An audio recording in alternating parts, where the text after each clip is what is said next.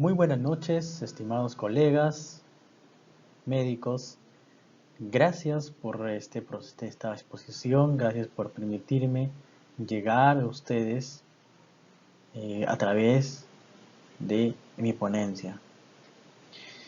Mi nombre es Joaquín Espejo Chalcos, soy el médico residente de segundo año de la especialidad de anatomía patológica y en esta tarde vamos a conversar sobre la hipertensión arterial. El primer momento, la presión arterial es la elevación sostenida de la presión arterial sistólica o diastólica, ¿no? Y esta presión arterial va a ser diagnosticada principalmente por un aparatito que llamamos el esfingonanómetro, que va a darnos dos valores, una mayor y una menor, que viene a ser la presión arterial sistólica, y la menor, la presión arterial diastólica. En este caso, 120/80, ¿no? Si hablamos de la presión arterial en sí, vamos a ver que fisiológicamente la presión arterial se va a elevar en situaciones como el estrés, problemas emocionales, el ejercicio físico, el mismo proceso de la digestión, el frío, el ejercicio psíquico que a veces podemos estar atravesando, puede llevarnos a elevarse la presión. Cuando somos hipertensos, vamos a tener mayor riesgo de tener enfermedades cardiovasculares, ¿no? Entonces, para el diagnóstico de la hipertensión arterial, tenemos que tener en cuenta que la presión arterial va a estar determinada al menos por 3 medidas de la presión arterial en diferentes días, los cuales tienen que ser mayor a 140/90, ¿no? O en caso de que yo vaya a la emergencia y me diagnostiquen una presión arterial de 210 para la sistólica y mayor de 120 milímetros de mercurio para la diastólica, ya tengo hipertensión arterial. Basta que tenga con esas dos presiones que me diagnostiquen, es una hipertensión arterial. De nuevo,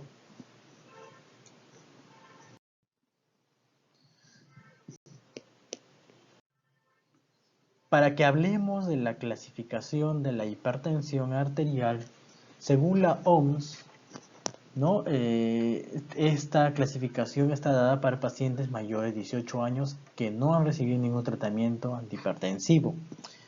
Por ejemplo, la presión óptima, la Organización Mundial de la Salud recomienda que es menor de 120 para la sistólica y menor de 80 milímetros de mercurio para la diastólica. Una presión normal la considera como entre 120 y 129 para la sistólica y 80-84 para la diastólica.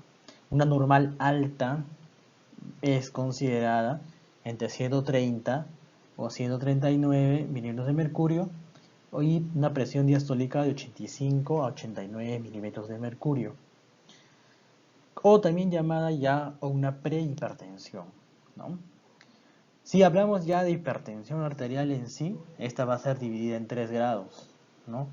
Y el grado 1 es o ligera, también llamada, en el que la presión arterial va a ser mayor a 140/90 para el grado 1, que va a llegar hasta valores de 159 para la sistólica y hasta 99 para la diastólica.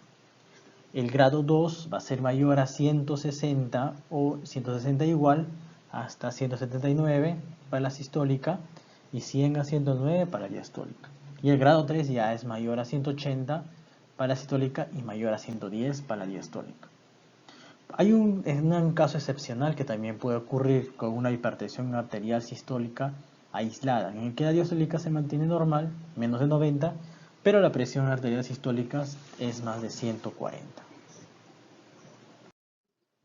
Hay otra clasificación clínica de la hipertensión arterial, tenemos una hipertensión sistólica con aumento de la presión del pulso en ciertas situaciones que es muy diferente a la clásica elevación de la sistólica y diastólica.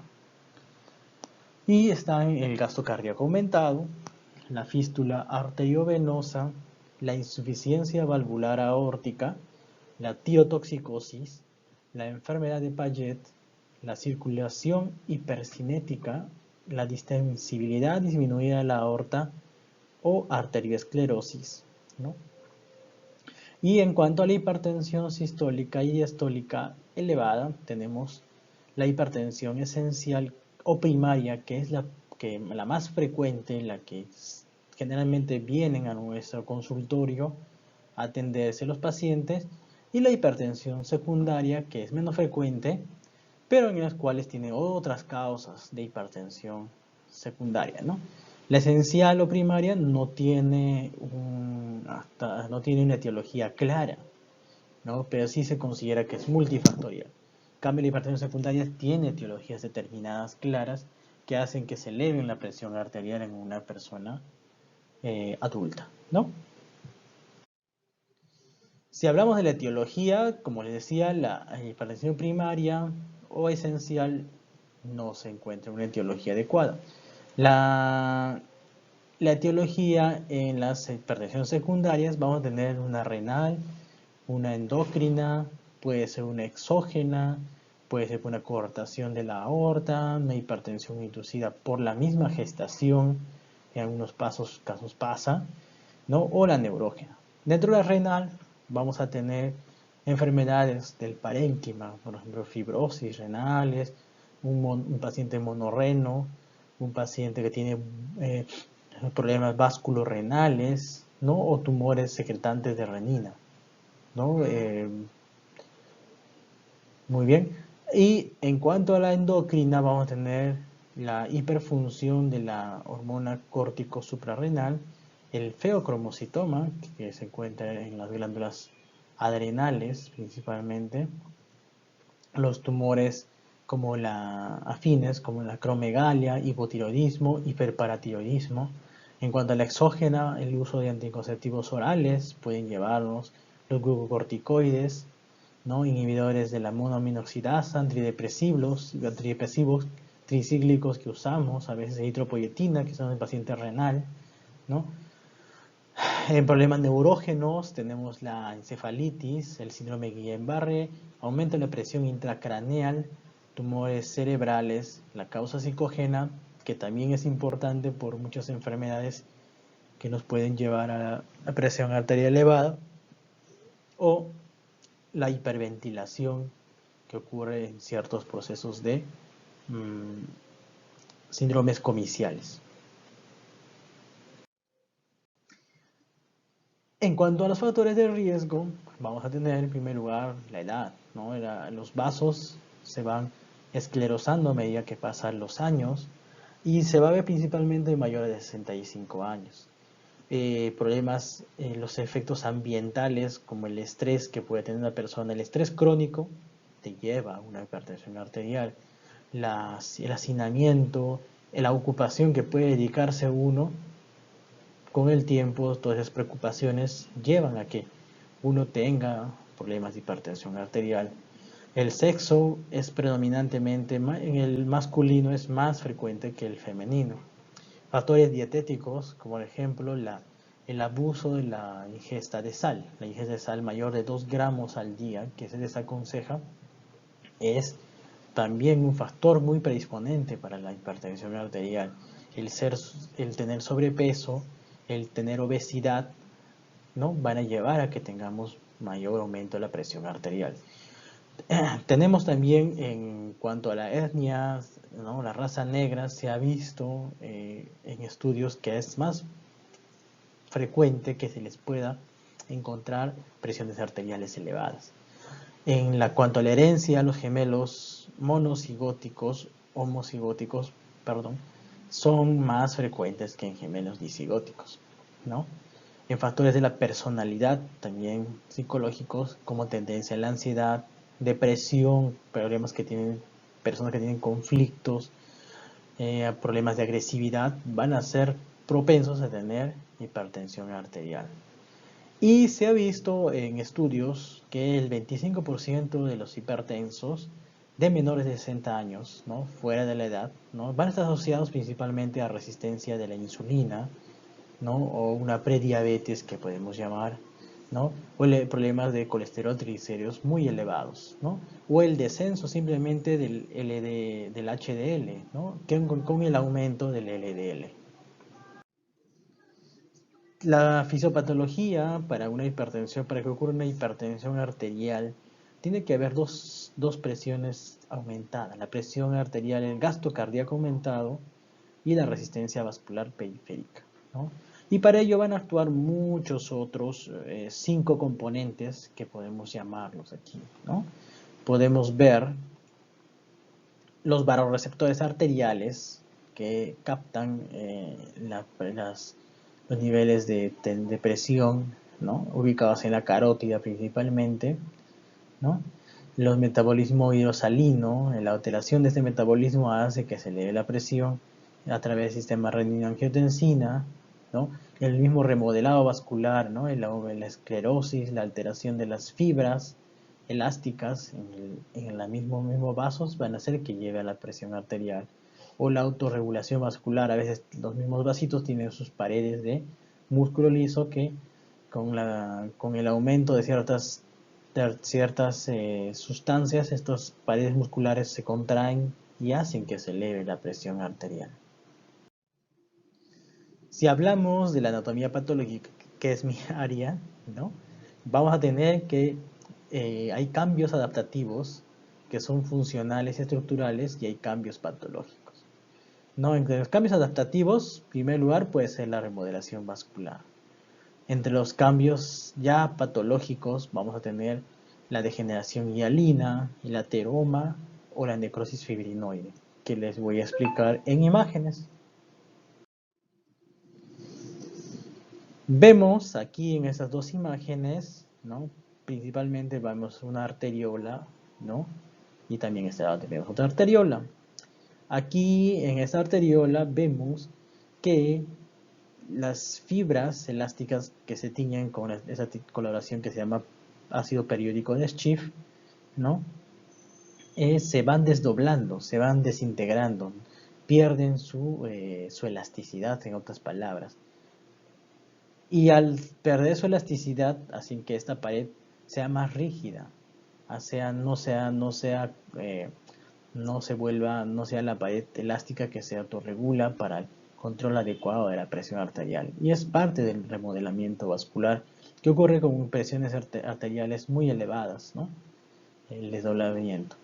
Aquí vemos la necrosis fibrinoide en la pared del vaso. ¿Qué quiere decir necrosis? Que esta pared del vaso se está muriendo, se ha degenerado por un proceso inflamatorio, váyase, ¿no?, X procesos que puedan llevar a una necrosis que se tiñe principalmente de color rosado, ¿no? Esa es una coloración de tricómico de Mason, que principalmente lo tiñe de color rosado o medio rojo, la necrosis fibrinoide a nivel de este vaso, ¿no? Esto es todo un vaso cortado en transversal, ahí está su luz que está alterada, y a nivel de la pared, en la pared sobre todo debajo subendotelial, tenemos esa necrosis, ¿no?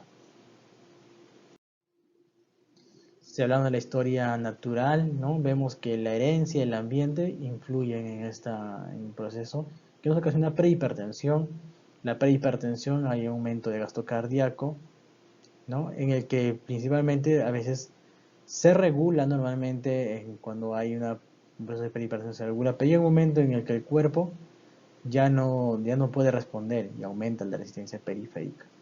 Esa respuesta periférica, entre resistencia periférica de los vasos, hace que haya una hipertensión sostenida, y con el tiempo se llega a generar la arteriosclerosis, como decía, por las pérdidas de fibras elásticas, ¿no? Y esta hipertensión con el tiempo se complica. Si una presión arterial dejamos en esos caminos, van a generar todos estos pasos. Las manifestaciones clínicas, tenemos que tener en cuenta la hipertensión arterial, la mayoría son casos asintomáticos. Cuando aparecen los síntomas, ya quiere decir que hay un daño en un órgano o daño en algún sistema. Y los principales síntomas que podemos tener como un paciente que viene por primera vez a la consulta pensando que tiene hipertensión, van a ser cefalea, van a ser los fosfenos, que son pequeñas chispitas que puede haber en el paciente, acúfenos, ¿no? Puede haber algunos mareos, un poquito sensación de disnea, que pueden ocasionar al paciente. Y cuando ya hay un compromiso mayor grave del órgano donde está afectado, podemos tener pacientes con convulsiones, pacientes que pueden tener síncopes, pacientes que pueden tener hemiparesia, pacientes que pueden tener hasta llegar a coma, ¿no? En el que ya hay un problema de edema cerebral y eso llamamos una encefalopatía hipertensiva, ¿no? Y son pacientes que ya deben ser manejados en UCI, ¿no? Por un problema de hipertensión arterial. Si nos vamos a la exploración de los pacientes, en la exploración vamos a tener principalmente, hay que ver, observar si hay otras entidades, hay que preguntar, indagar si tienen enfermedad de Cushing, por ejemplo, tiene problemas de hipertiroidismo, es un paciente con acromegalia, ¿no? Y ya, ¿no? Entonces todo eso. Aparte debemos explorar, si tiene cardiopatías, tiene presencia de soplos, distensión de las venas yugulares, con un paciente que de repente puede venir ya cardíaco, ¿no? Eh, Descartar si hay lesiones de accidente vascular, ¿no? Una exploración del fondo de ojo es muy importante, ¿no? En el que esta exploración del fondo de ojo nos va a determinar 4 estadios, en el que la 1 y la 2 no van a presentar mayor alteración en la, para el daño de la retina, sino al contrario, el grado 3 y 4 van a ser que sí, y ya van a tener que tener en cuenta por el oftalmólogo, ¿no? En un electrocardiograma y un ecocardiograma van a ser también de utilidad. Estudios de laboratorio vamos a tener principalmente que sacar el paciente hemograma, creatinina, un ionograma, los niveles de ácido úrico, la glucosa, el colesterol, la proteinuria, ¿no? De 24 horas es importante para un paciente. El electrocardiograma y el fondo de ojo también son estudios muy importantes, ¿no? Si tiene otros problemas como feocromocitoma, paciente con nefropatía, vasculorenal, sacar los exámenes como ecografías, reninas, catecolaminas en plasma. Si tiene un problema de aldosteronismo primario, de que determinar la actividad de la renina y aldosterona en el plasma. En cuanto a las complicaciones, vamos a tener complicaciones renales, principalmente la nicturia, la hiperuricemia, la microalbuminuria por daño del